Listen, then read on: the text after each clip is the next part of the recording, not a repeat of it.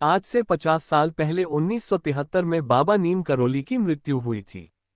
उस दिन अनंत चतुर्दशी का दिन का था। बाबा ने वृंदावन की पावन भूमि में तुलसी और गंगाजल ग्रहण कर अपने प्राण त्याग दिए। नीम करोली बाबा का उत्तराखंड स्थित कैंची धाम देश विदेश में बहुत प्रसिद्ध है। मान्यता है कि यहाँ नीम करोली बाबा की तपोस्थली पर श्रद्धाभाव जो कोई भी आता है, उसकी हर मुराद पूरी होती है। नमस्कार दोस्तों आइए जानते हैं नीम करोली बाबा के बारे में पूरी जानकारी। दोस्तों, वीडियो पसंद आए तो प्लीज़ लाइक शेयर कमेंट जरूर करें।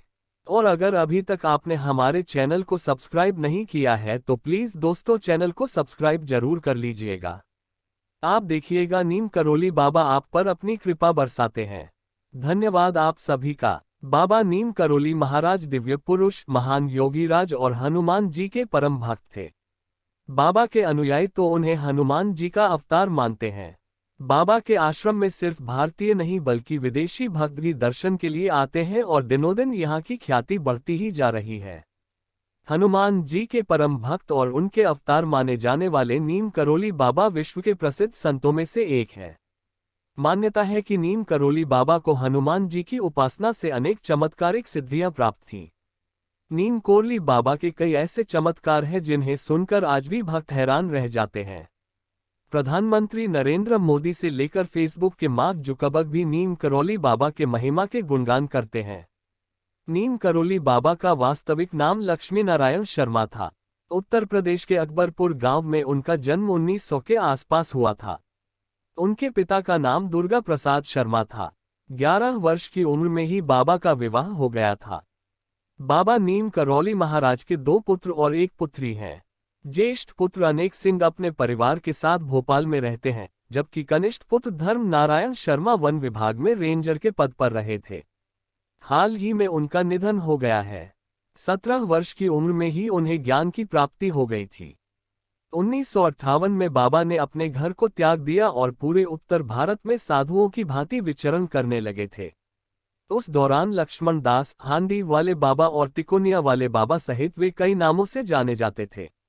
गुजरात के ववानिया मोरबी में तपस्या की तो वहां उन्हें तलैया बाबा के नाम से पुकारते लगे थे। 3. उत्तराखंड के नैनीताल के पास कैंची धाम में बाबा नीम करोली 1961 में पहली बार यहां आए और उन्होंने अपने पुराने मित्र पूर्णानंद जी के साथ मिलकर यहां आश्रम बनाने का विचार किया था। बाबा नीम करोली ने इस आश्रम की स्थापना 1964 में की थी। आश्रम पहाड़ी इलाके में देवदार के पेड़ों के बीच स्थित है। नीम करोली बाबा का समाधि स्थल नैनीताल के पास पंतनगर में है। यह एक ऐसी जगह है जहां कोई भी मुराद लेकर जाए तो वह खाली हाथ नहीं लौटता। यहां बाबा का समाधि स्थल भी है। यहां बाबा नीम करोली की भी एक भव्य मूर्ति स्थापित की गई है। यहां हनुमान जी की मूर्ति भी है। 4. नीम करोली बाबा के भक्तों में एप्पल के मालिक स्टीव जॉब्स, फेसबुक के मालिक मार्क जुकरबर्ग और हॉलीवुड एक्ट्रेस जूलिया रॉबर्ट्स का नाम लिया जाता है।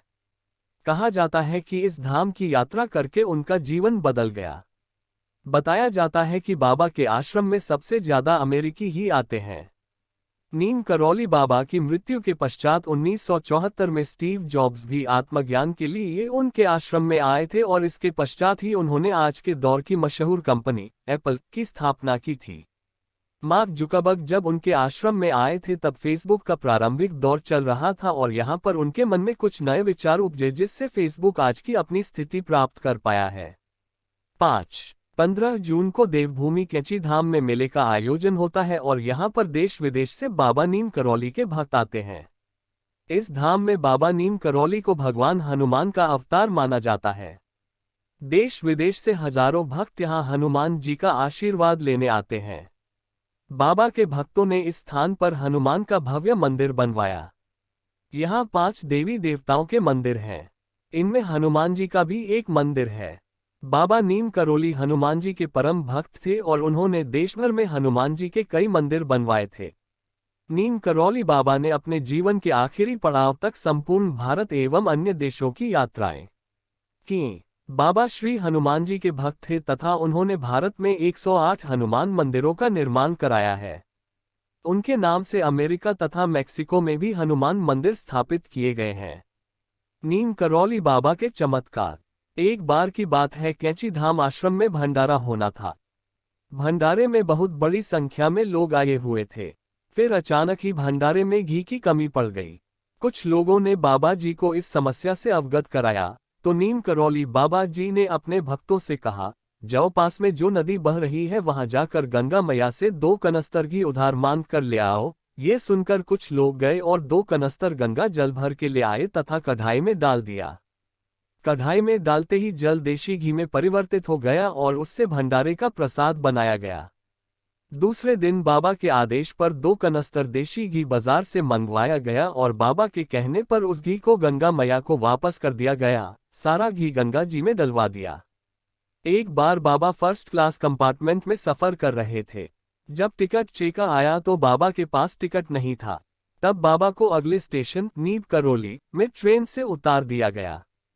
बाबा थोड़ी दूर पर ही अपना चिपटा धरती में गाड़कर बैठ गए। ऑफिशियल्स ने ट्रेन को चलाने का ऑर्डर दिया और गार्ड ने ट्रेन को हरी झंडी दिखाई, परंतु ट्रेन 1 इंच भी अपनी जगह से नहीं हिली। बहुत प्रयास करने के बाद भी जब ट्रेन नहीं चली तो लोकल मजिस्ट्रेट जो बाबा को जानता था उसने ऑफिशियल्स को बाबा से माफी मांगने और उन्हें सम्मान पूर्वक अंदर लाने को कहा। ट्रेन में सवार अन्य लोगों ने भी मजिस्ट्रेट का समर्थन किया। ऑफिशियल्स ने बाबा से माफी मांगी और उन्हें ससम्मान ट्रेन में बैठाया। बाबा के ट्रेन में बैठते ही ट्रेन चल पड़ी। तभी से बाबा का नाम नीम करौली पड़ गया। एक बार उन्होंने अपने एक विदेशी अनुयायी को ब्लड प्रेशर की दवा का सेवन करते हुए देखा। नीम करौली बाबा ने उससे दवा की शीशी मांगी और उसे खोलकर उसमें रखी दवा की सारी गोलियां खा गए। ये देखकर अनुयायी काफी घबरा गया और जल्द ही एम्बुलेंस बुलाने की तैयारी में लग गया। परंतु घंटों बीत जाने के पश्चात भी बाबा को कुछ नहीं हुआ। वे पहले की तरह ही मुस्कुरा रहे थे और शांत थे। एक बार एक विदेशी अनुयायी अपने पति को लेकर नीम करौली बाबा के पास पहुंची थी। उस विदेशी महिला का पति बाबाओं को नहीं मानता था और न ही उसका धर्म में विश्वास था, परंतु पत्नी के कहने पर वह यहाँ आया था। वह व्यक्ति आश्रम और नीम करौली बाबा को देखकर सोचने लगा कि इन साधारण से व्यक्ति के पीछे मेरी पत्नी पागल है। फिर वह वहां से उठकर चला गया। रात में वह नदी के किनारे खड़ा अपने पत्नी के और भविष्य के बारे में सोचने लगा।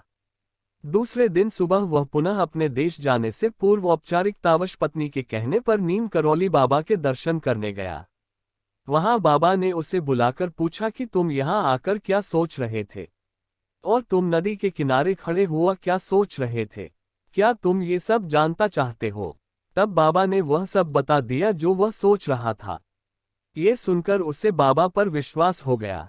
रिचर्ड एल्पर्ट रामदास ने 1979 में नीम करौली बाबा के चमत्कारों पर मिरेकल ऑफ लव नामक एक किताब लिखी। इसी में बुलेट प्रूफ कंबल नाम से एक घटना का जिक्र है।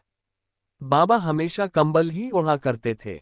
आज भी लोग जब उनके मंदिर जाते हैं तो उन्हें कंबल भेंट करते हैं। इसी कंबल की एक कहानी है।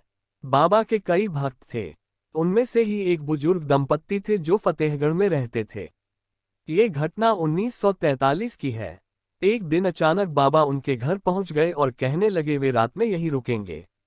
दोनों दंपत्ति को अपार खुशी तो हुई, लेकिन उन्हें इस बात का दुख भी था कि घर में महाराज की सेवा करने के लिए कुछ भी नहीं था। हालांकि जो भी था उन्होंने बाबा के समक्ष प्रस्तुत कर दिया। बाबा वह खाकर एक चारपाई पर लेट गए और कंबल ओढ़कर सो गए। दोनों बुजुर्ग दंपत्ति भी सो गए, लेकिन क्या नींद आती। महाराज जी कंबल ओढ़कर रात भर कराहते रहे, ऐसे में उन्हें कैसे नींद आती। वे वहीं बैठे रहे उनकी चारपाई के पास। पता नहीं महाराज को क्या हो गया, जैसे कोई उन्हें मार रहा है। जैसे तैसे कराहते कराहते सुबह हुई। सुबह बाबा उठे और चादर को लपेटकर बुजुर्ग दंपत्ति को देते हुए कहा, इसे गंगा में प्रवाहित कर देना। इसे खोलकर देखना नहीं, अन्यथा फंस जाओगे। दोनों दंपत्ति ने बाबा की आज्ञा का पालन किया। जाते हुए बाबा ने कहा कि चिंता मत करना, महीने भर में आपका बेटा लौट आएगा। जब वे चादर लेकर नदी की ओर जा रहे थे तो उन्होंने महसूस किया कि इसमें लोहे का सामान रखा हुआ है, लेकिन बाबा ने तो खाली चादर ही हमारे सामने लपेटकर हमें दे दी थी। खैर, हमें क्या, हमें तो बाबा की आज्ञा का पालन करना है। उन्होंने वह चादर वैसी की वैसी ही नदी में प्रवाहित कर दी। लगभग 1 माह के बाद बुजुर्ग दंपत्ति का इकलौता पुत्र बर्मा फ्रंट से लौट आया। वह ब्रिटिश फौज में सैनिक था और दूसरे विश्व युद्ध के वक्त बर्मा फ्रंट पर तैनात था। उसे देखकर दोनों बुजुर्ग दंपत्ति खुश हो गए और उसने घर आकर कुछ ऐसी कहानी बताई जो किसी को समझ नहीं आई। उसने बताया कि करीब महीने भर पहले एक दिन वह दुश्मन फौजों के साथ घिर गया था। रात भर गोलीबारी हुई, उसके सारे साथी मारे गए लेकिन वह अकेला बच गया। मैं कैसे बच गया यह मुझे पता नहीं। उस गोलीबारी में उसे एक भी गोली नहीं लगी। रात भर वह जापानी दुश्मनों के बीच जिंदा बचा रहा। भोर में जब और अधिक ब्रिटिश टुकड़ी आई तो उसकी जान में जा आई। ये वही रात थी जिस रात नीम करोली बाबा जी उस बुजुर्ग दंपत्ति के घर रुके थे। 5. जूलिया रॉबर्ट ने बाबा को कभी नहीं देखा था, परंतु उनके सपने में बाबा अक्सर आ जाते थे। एक दिन उन्होंने उनका चित्र कहीं पर देखा और वे तभी से उनकी भक्त बन गई थी। जूलिया रॉबर्ट ने उनके चित्र देखकर और अमेरिका में निवास कर रहे उनके अनुयायियों से उनके किस्से सुनकर हिंदू धर्म को अंगीकार कर लिया। बाबा के जीवन से कई चमत्कार जुड़े हुए हैं। बाबा के भक्तों की सूची में आम जनमानस के साथ ही देश विदेश की जानी मानी हस्तियों का नाम शामिल है। कहा जाता है कि बाबा के दर्शन के लिए पं. गोविंद वल्लभ पंत, डॉक्टर संपूर्णानंद, राष्ट्रपति वी गिरी, उपराष्ट्रपति गोपाल स्वरूप पाठक, राजा भद्री, जुगल किशोर बिरला, महाकवि सुमित्रानंदन पंत, अंग्रेज जनरल मकन्ना, देश के पहले प्रधानमंत्री पं. जवाहरलाल नेहरू और अन्य लोग आते रहते थे। लेकिन आज से ठीक 50 साल पहले बाबा नीम करोली ने अपने शरीर का त्याग कर दिया। जानते हैं कब और कैसे हुई बाबा नीम करोली की मृत्यु? अनंत चतुर्दशी के दिन से बाबा की मृत्यु का कनेक्शन। बाबा नीम करोली की पुण्यतिथि हर साल 11 सितंबर को मनाई जाती है। क्योंकि बाबा की मृत्यु 11 सितंबर 1973 को हुई। लेकिन आपको बता दें कि बाबा ने जिस दिन अपने शरीर का त्याग किया था उस दिन अनंत चतुर्दशी का दिन था। अनंत चतुर्दशी के दिन ही वृंदावन की पावन भूमि में नीम करोली बाबा ने अपने प्राण त्याग दिए। कैसे हुई नीम करोली बाबा की मृत्यु? 11 सितंबर 1973 की रात नीम करोली बाबा अपने वृंदावन स्थित आश्रम में थे। तभी अचानक उनकी तबीयत बिगड़ने लगी और उन्हें तुरंत अस्पताल में भर्ती कराया। डॉक्टरों ने उन्हें ऑक्सीजन मास्क लगाया लेकिन बाबा ने इसे लगाने से मना कर दिया। बाबा अपने भक्तों से बोले कि अब मेरे जाने का समय आ गया है। उन्होंने भक्तों से तुलसी और गंगाजल मंगवाए। इसके बाद बाबा ने तुलसी और गंगाजल ग्रहण कर रात करीब 1:15 पर अपने शरीर का त्याग कर दिया।